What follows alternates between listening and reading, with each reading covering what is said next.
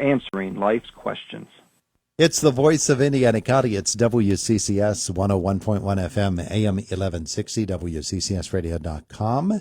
Bob Pollock is with us from the Extension, and our conversation brought to you by Marcus & Mack, voted best personal injury law firm, the Best of Indiana County contest. Marcus & Mack, a law firm representing injured people. Got a question for Bob? You can give him a call at 479-1160 or 349-WCCS. Good morning to you. Good morning to you. Good to have you with us. So I caught this article this week, and it actually came from Penn State Extension, about fertilizers, and making the point that phosphorus is now out of most garden fertilizers. What you used to get as, say, 10-10-5 or whatever the ratio happened to be, that middle number was the phosphorus number. Correct. And now that number is 0 because of a new law that takes phosphorus out because of environmental concerns with runoff. So the question is, what did phosphorus provide that was so beneficial, and how do we replace what it provided with something different to get that same benefit? Nicely stated. Not really. I'm confused by my own question, but well, let's take a shot. Let's unwrap it. So it's not that phosphorus is any less important. Mm-hmm. You know, the plant still needs phosphorus. What has happened is that phosphorus is a nutrient that can accumulate in the soil. Mm-hmm. Plants only use so much of it, and what they don't use can stay in the soil as long as the soil doesn't go anywhere. So a lot of our issues have been because of soil erosion, movement of soil that's not held in place into our rivers and streams, mm-hmm. and then on down to the Chesapeake and beyond. So that accumulates. If it stays in place, it's kind of okay until you get to excessive. I mean, you can build that up enough that it can become excessive. Uh-huh. And so then we start to have interactions with other nutrients where some of those other nutrients may not be as available because there's an accumulation of the phosphorus. So it's still a macro element. It's still one that's needed for plant growth, but over time, and partly, use rate will depend on the plants, and how much they need. Mm-hmm. And then because we've maybe applied 10-10, 20-20, 19, those fertilizers, 5-10-5, that we've commonly had available over the years, we've applied that, and maybe we've not tested to see what our levels are in the soil. So we keep applying it, thinking the plants are going to use it when they might be using the nitrogen and potassium that's in there, but not all of the phosphorus. And so it over time builds up. Uh-huh. So we get to the point where now we have legislation in multiple states either ban. The other way, it's not just agriculture that's involved in this. Uh-huh. We used to have phosphates in laundry detergent. Yeah. And other products. And so you'll not find that in those anymore. So there's a lot of things that contributed, Mm-hmm. To an overabundance or an excessive amount of that and problems. So it's still essential for us to have phosphorus for our Yep. plants to grow. Yep. We're not getting it in that way anymore. And so if there is a situation where a garden or a lawn needs phosphorus because it doesn't have that buildup, is there something else that we would use?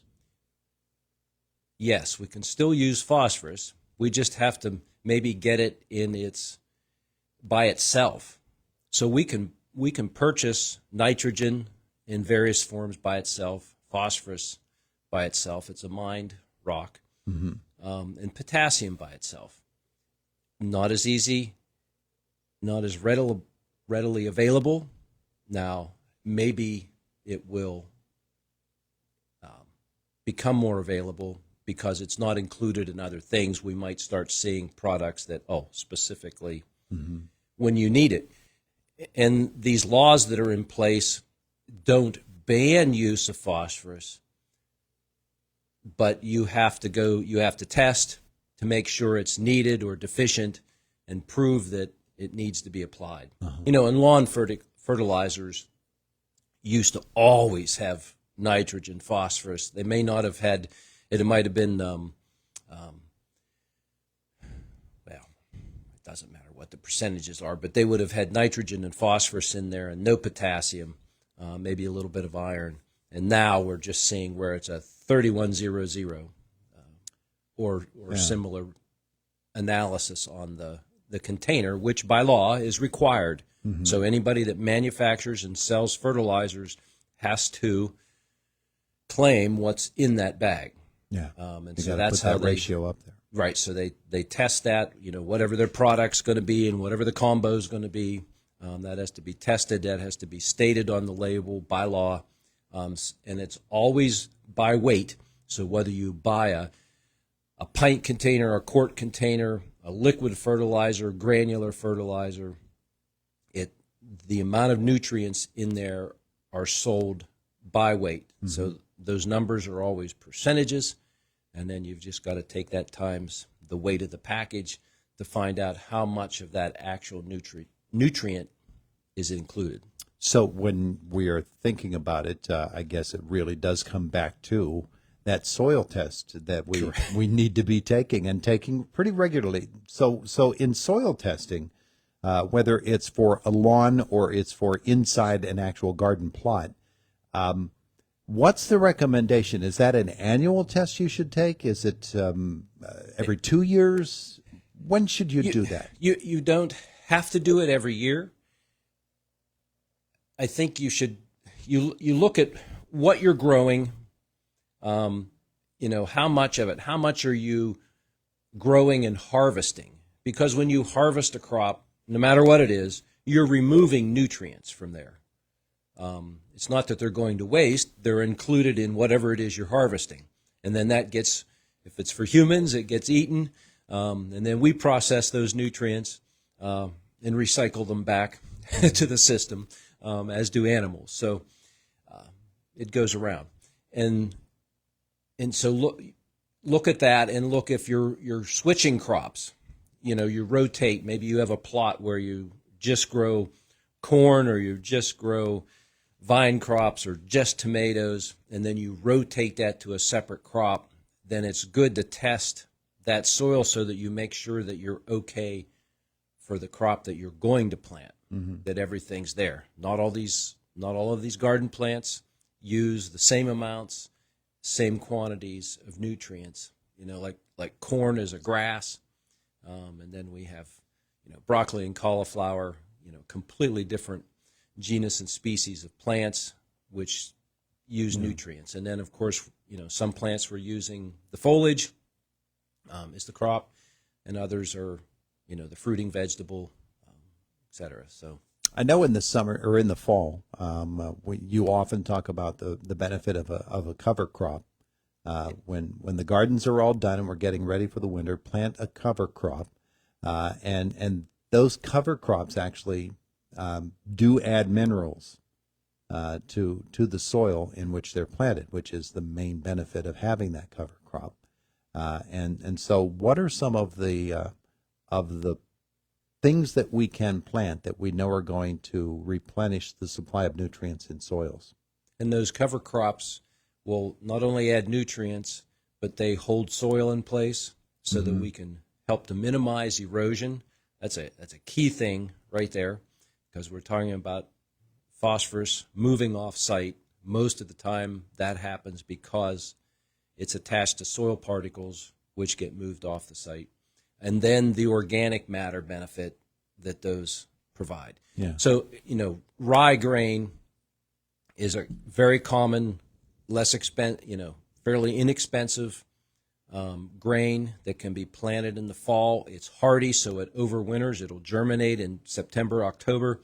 It'll survive the winter, and then it'll continue to grow, and it matures it's maturing now. Yeah. If it hasn't already, depending on planting time, you might see fields that kind of look this bluish, gray cast to it, and brown seed heads on there, and a good chance that that was rye grain. You can harvest that. You can work that into the ground before it ever makes seed heads. Once it gets big, it becomes a little unruly and challenging to work that all into the soil. Yeah. So you have to manage that. There are clovers. There are clover grain combinations. There are clover grass combinations. There's a whole bunch of different. And why do clover? And there's other legume crops. So clover fits into the legume family. They make their own nitrogen. Those plants grow nodules on the roots, and which enable them to take nitrogen out of the air and make their own, actually. So that's where the advantage. You don't have to apply nitrogen to get them to grow. In fact, that can deter them from growing, and use that as a way to add nitrogen when you work that cover crop in. Yeah. All right. There's a nice Northeast SARE, Sustainable Agriculture Research and Extension system that produces through grants. They've done a lot. People have done research and then they publish that. But there's a couple really good books on cover crops which go into great deal detail. Sorry, great deal. Well, it is a great deal because you can download the thing for free. A great deal of detail. Yes, that too. We got to stop. All right. It's Bob Pollock with the Extension Service. Thank you, sir. You're welcome. Yeah. Happy Flag Day, too. Thanks. Happy Father's Day. Is that this weekend? That's coming up this weekend, too. It's the voice of Indiana County. It's WCCS 101.1 FM, AM 1160. Commonwealth Bank, we know that financial confidence begins with the right account for the way you manage your money. All of our checking accounts are packed with online tools, including Credit Score Manager with 24/7 access to your credit report. And our debit cards are eligible for MasterCard ID theft protection. Find the best checking account for you at fcbanking.com. First Commonwealth Bank. Time to be first. Member FDIC. Are you looking to improve the water in your home? When you think of better water, think H2O Restoration.